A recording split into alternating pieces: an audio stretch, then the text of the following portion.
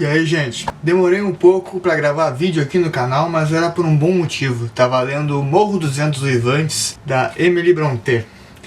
E aqui o bom motivo é mais no sentido pedagógico da coisa do que no sentido de prazer da leitura. Se eu gostei ou não do livro? Então, moçada,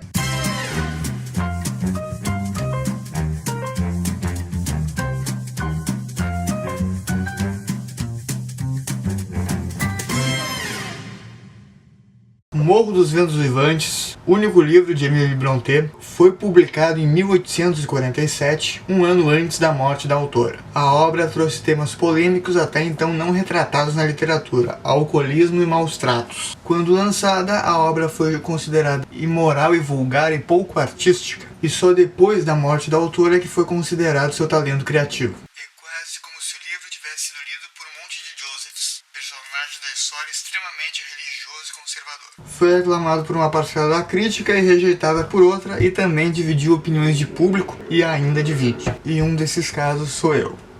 Então, moçada, é uma história de amor? Pode-se dizer que sim. É romântico? Mais ou menos, mais ou menos. A relação entre Catherine Earnshaw e Heathcliff, ainda que possessiva, manipuladora e longe de ser mentalmente saudável, ainda assim é romântica, pois há uma espécie de fio imaginário do amor que une os dois. Existe a idealização do parceiro e existe uma questão platônica. Agora, a pergunta que mata tudo é a seguinte: ele é gótico?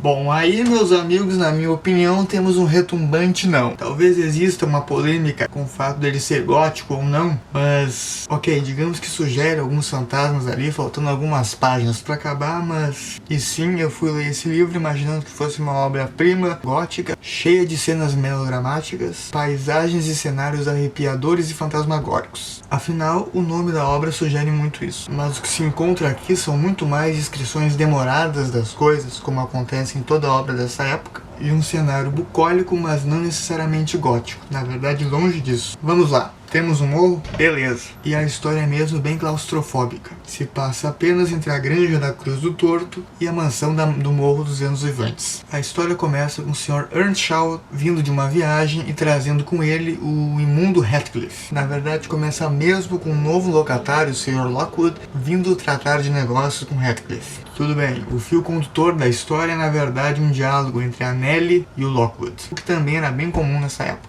Assim fica estabelecido o conflito que vai guiar a história toda. O amor proibido entre Catherine Earnshaw e Heathcliff, que Catherine e Hindley têm que aceitar como parte da família. Heathcliff vira a menina dos olhos do então dono da propriedade, o Sr. Earnshaw, e isso desperta a inveja de Catherine e Hindley. Mesmo assim, Catherine se enamora do estranho que foi obrigada a chamar de primo, e Hindley tem apenas cada dia mais implicância com ele. Assim que atinge a maioridade, Hindley vai viajar para estudos. Isso tudo do lado dos Earnshaw no Morro dos Ventos Uivantes. Do outro lado, cerca de 6 km de distância, ainda num terreno de Yorkshire, interior da Inglaterra, está a Granja da Cruz do Tordo. Se a casa do Morro dos Ventos Uivantes é escura, sombria, velha, a granja é a antítese disso, burguesa, refinada e charmosa. Ali moram Edgar Linton e a sua irmã Isabelle. Contra sua vontade, Catherine vai se casar com Edgar Linton, enquanto Isabella casa-se com Heathcliff. Esse quarteto acaba todo virando vítima do ódio de Heathcliff, que manipula ao mesmo tempo a própria mulher e Edgar Linton, porque também quer possuir Catherine. Catherine Earnshaw morre quando dá à luz a Catherine Linton, e vai dar continuidade à sina que marca a Granja da Cruz do Tordo e o Morro dos Ventos Uivantes. Catherine Linton vive com o pai, Edgar Linton, na granja, enquanto Heathcliff vive com Hareton, filho de Hendon com uma francesa, e Heathcliff. Aos poucos, a ira e a manipulação de Heathcliff vai consumindo a todos, até que ele vira proprietário tanto da granja quanto da mansão do Morro dos Ventos Uivantes. Nos momentos finais, Catherine Linton, então uma moça com 18 anos, e Hareton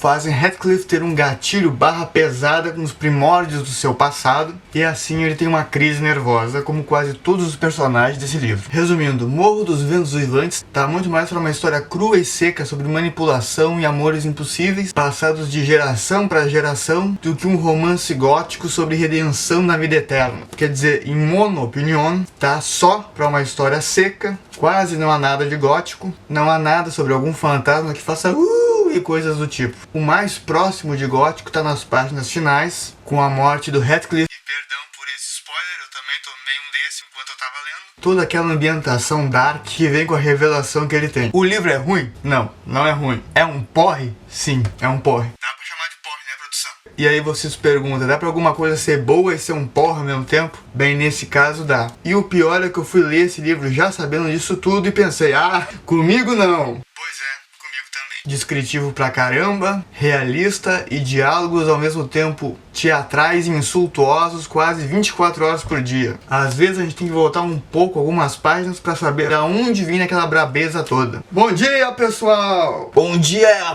te pariu, seu merda! Merda é a da sua mãe, seu filho de uma puta. Então vá pro raio que o parta, seu filho de chocadeira. Saia imediatamente dessa casa, seu lixo, vergonha da família. E coisa de algumas páginas depois, essa agressividade toda volta. Um detalhe, ser descritivo, realista e teatral não é nem de longe um problema. Foi até esse um dos motivos que fez com que eu lesse. Só que aqui, sei lá.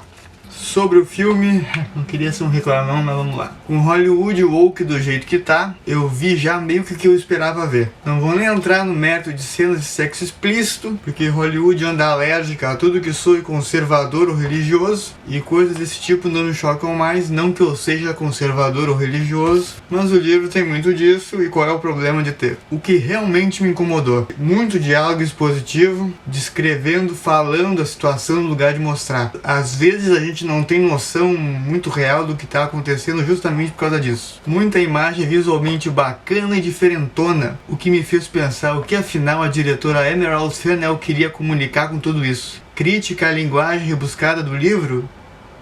Impressão que dá é que a diretora ficou com raiva do quão devagar a história se passa e descontou isso na tela. Tem excesso de estímulo quase toda a primeira metade do filme e exatamente o contrário do que acontece no livro, que tem um grande excesso de nada. Sim, tem muitas cenas bonitas, algumas extravagantes, mas não parece ter um porquê pra tudo aquilo. Da metade pro fim, principalmente durante a doença de Catherine, o filme pega mais leve nisso tudo, deixando um pouco mais convidativo. O filme tem toda hora uma cara de explícito, de exagerado, quase de manifesto. Me pareceu um revisionismo meio vazio. E sem contar aquela casa com 1001 cômodos que a gente fica meio perdido lá dentro. Resumindo, o que dá pra se dizer dessa experiência toda? Talvez uma nova visão sobre relacionamento entre as pessoas. Procurei e não tardei a encontrar as lápides na encosta próxima à Gandra, a do meio cinza encoberta pelas urzes, a de Edgar Linton harmonizada apenas pela grama e pelo musgo que começaram a subir desde a base, e a de Heathcliff ainda nua. Demorei-me por lá sob o céu benigno, observei as mariposas esvoaçarem entre as urzes e as campânulas, escutei a brisa suave respirar entre as folhas da relva e perguntei-me como alguém poderia conceber um sono intranquilo para os que dormem no silêncio daquela terra. Última coisa que eu queria acrescentar é que um dos motivos que me levaram a ler esse livro é que eu achava que eu andava lendo só bola. Dito isso, até a próxima resenha. Tchau. Isso. Os motivos que me levaram a fazer uma resenha sobre esse livro é que eu achava que eu andava lendo só... Bom,